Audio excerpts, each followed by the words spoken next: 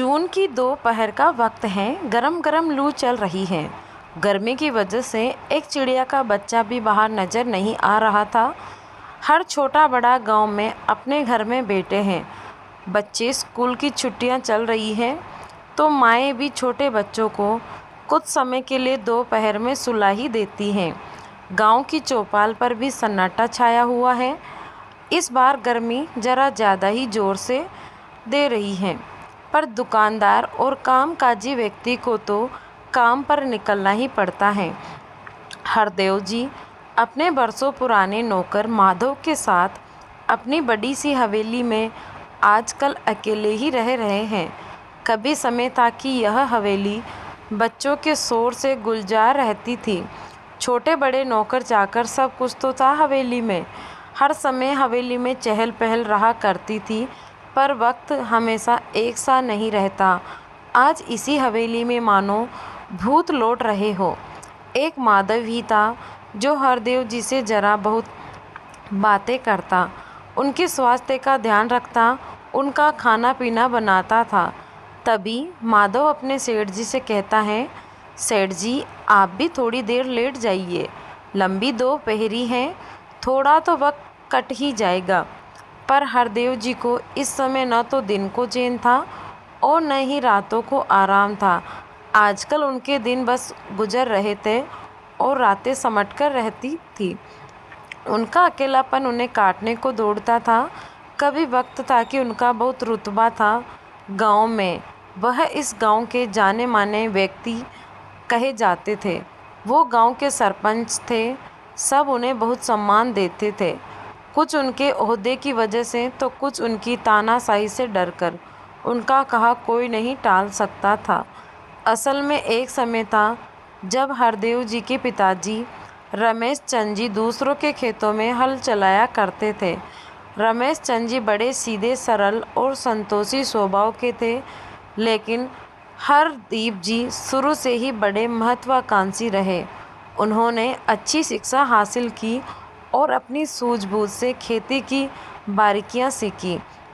गांव भर में उनका फर्श से अर्श तक आने का उदाहरण दिया जाता था।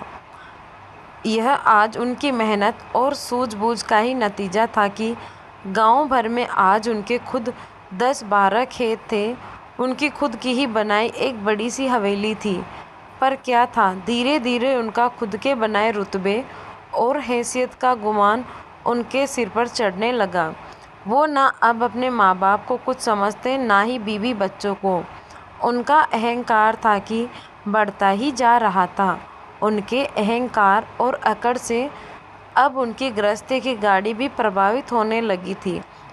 उनके 2 बेटे रवि शशि थे। शशि तो अपने दादाजी रमेश चंद जी की तरह शांत और संतोषी स्वभाव का था, पर रवि थोड़ा गर्म मिजाज का था। उसे बात बात पर अपने पिताजी की तानाशाही पसंद नहीं आती। एक दिन तो हद ही हो गई जब हरदेव जी ने कहा कि सब कुछ मेरा कमाया है, सब कुछ मेरा है और तुम सब मेरी वजह से ही खा पी रहे हो। पूरे परिवार में यह बात किसी को भी पसंद नहीं आई। हरदीप जी की पत्नी ज्योतिषना जी ने भी हरदीप जी को बहुत समझाने की कोशिश की, पर बात थी कि बढ़ती चली गई। रवि को यह बात बहुत नागवार गुजरी। उसने कहा यदि नौकरी ही करनी है तो कहीं और कर लेगा, पर यहाँ इस तरह अपनी ज़िंदगी नहीं बिताएगा। और वह उसी समय खाली हाथ ये कहकर हवेली से निकल गया कि अब मैं कुछ अपने दम पर ही बनकर दिखाऊंगा। हरदेव जी ने भी गुस्से में थे। उन्होंने गुस्से में कहा, हाँ हाँ देखता हूँ कितने दिन कमाकर खाता है। उस दिन का दिन और आज का दिन, आज 20 बरस हो गए। रवि लौटकर नहीं आया। सुना है उसने भोपाल में अपनी कोठी भी बना ली है और खुद का व्यापार भी खड़ा कर लिया है और सुखी सुखी अपने परिवार के साथ जीवन व्यतीत कर रहा है। उधर शशि की उम्र भी शादी की हो चली थी। शशि के रिश्ते आने लगे थे। हरदेव जी ने एक सीधे सरल परिवार में नाता जोड़कर उसकी शादी तय कर दी। उनकी अकड़ अभी बाकी थी। उन्होंने बेटे की शादी के कार्ड पर अपने माँ पिताजी का नाम नहीं लिखवाया, जिसकी गांव भर में चर्चा थी। पर कहते हैं ना, बड़े आदमी के सभी ऐब दब जाते हैं। हरदेव जी के पिताजी ने कहा तो कुछ नहीं, लेकिन उन्हें मन ही मन अपनी बेटे के इस व्यवहार पर बहुत दुख हुआ। उम्र तो थी ही, लेकिन मन वे दुखी रहने लगे और एक दिन उनकी आत्मा परमात्मा में विलीन हो गई। उधर शशि की बहू अब घर आ गई थी। उसने खूब अच्छे से घर परिवार की सारी जिम्मेदारियां संभाल ली थी, लेकिन ज्योतिषना जी अभी भी मन से बहुत दुखी थी। उन्हें रह रहकर अपने बेटे रवि की याद सताती, लेकिन कर भी क्या सकती थी। शशि की शादी के लगभग 5 वर्ष बाद ज्योतिषना जी भी स्वर्ग सिधार गई, लेकिन हरदेव जी की तानाशाही कम नहीं हुई। वो सारी की सारी कमाई बचत खुद संभालते। शशि को छोटे छोटे खर्चों के लिए अपने पिताजी के सामने बार बार हाथ फैलाना पड़ता। कमी किसी चीज़ की नहीं थी, बस यहाँ ऊंची दुकान फीके पकवान जैसा हाल था। हरदेव जी वक्त की नज़ाकत को नहीं समझते थे। वे नहीं समझते थे कि वक्त बदल रहा है, खर्चे बढ़ रहे हैं। उन्हें थोड़ी बहुत छूट तो शशि को भी देनी चाहिए। वैसे भी शशि जैसा श्रवण कुमार उन्हें पिछले जन्मों के कर्मों और नसीब से ही मिला था। शशि परेशान रहने लगा कि घर के छोटे मोटे खर्चे के लिए पैसा कहाँ से लाए। पिताजी तो ज़्यादातर समय बाहर चौपाल या किसी के साथ बैठकर गुजार देते थे।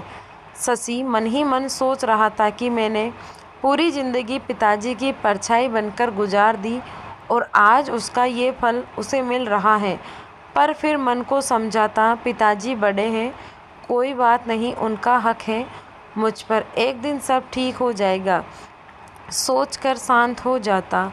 लेकिन एक दिन जब हरदेव जी ने अपनी पोती की पढ़ाई का पैसा देने से यह कहकर मना कर दिया कि क्या फ़ायदा है ज़्यादा पढ़ाई का, जाएगी तो ससुराल ही, फिर क्या करना है किसी पराई अमानत पर खर्च करके। इस एक बात ने शशि और शशि की पत्नी सुगंधा का दिल तोड़ दिया। वे दोनों लड़का और लड़की में कोई भेदभाव नहीं समझते थे। वे दोनों को अच्छी शिक्षा देना चाहते थे। शशि सोचने लगा कि उस दिन मैं भी रवि की तरह छोटी उम्र में ही उन्हें छोड़कर चला जाता तो आज मैं खुद में इतना समर्थ होता अपने बच्चों के लिए बस परिवार की इज्जत की खातिर पूरी ज़िंदगी इनके साथ बिता दी। लेकिन शशि की पत्नी सुगंधा को यह बात कतई पसंद नहीं आई। उसने अपने पति से कहा, मैंने आज तक आपसे कुछ नहीं कहा, लेकिन आज बात करके स्वाभिमान और बच्चों के भविष्य की है। आज आपको अपने स्वाभिमान और बच्चों की खातिर एक बड़ा फैसला लेना ही होगा।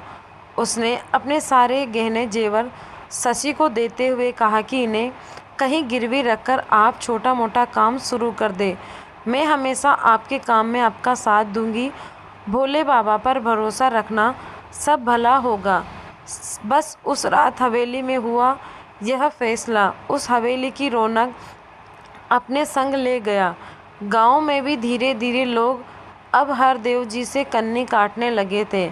हरदेव जी अभी अपने किए पर पछता ही रहे थे।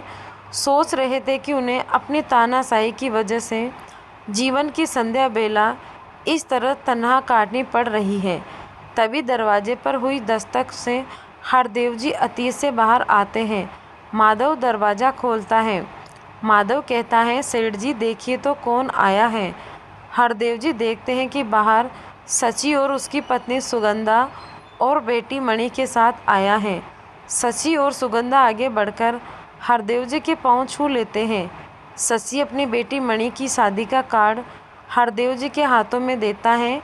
वह कहता है, पिताजी आपकी आईपीएस ऑफिसर पोती का हाथ लड़के वालों ने मुझसे मांग लिया है। अच्छा लड़का है, परिवार अच्छा है, बस अब आपको चलकर ये विवाह आपके आशीर्वाद के साथ करवाना है।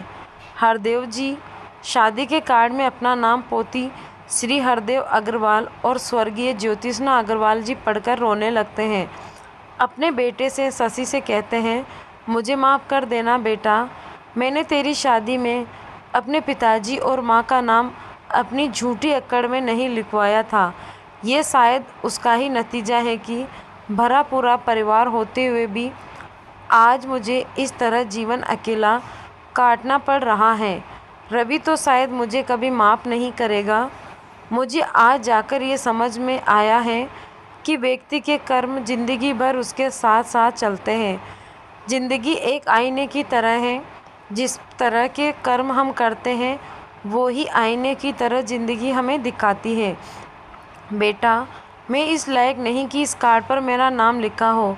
शशि कहता है, पिताजी माफ़ी न मांगे, आप बड़े हैं, आपका आशीर्वाद हमारे लिए बहुत मायने रखता है। मेरी रवि से भी बात हो चुकी है, रवि भी शादी में आने वाला है, उसे भी अब आपसे कोई गिला शिकवा नहीं है। बस अब आप हमारे साथ चलते के लिए तैयार हो जाइए, मैं आपको लेने आया हूँ। शशि कहता है, भला आपकी पोती का विवाह आपके लाला हरदेव जी के आशीर्वाद के बिना कहीं हो सकता है? इतना कहकर और इतना सुनकर हरदेव जी शशि को गले लगा लेते हैं। रिश्तों के आईने पर बरसों से पड़ी धूल आज साफ हो जाती है। तो दोस्तों, ये थी आज की कहानी। तो आपको कैसी लगी कमेंट में ज़रूर बताना। धन्यवाद।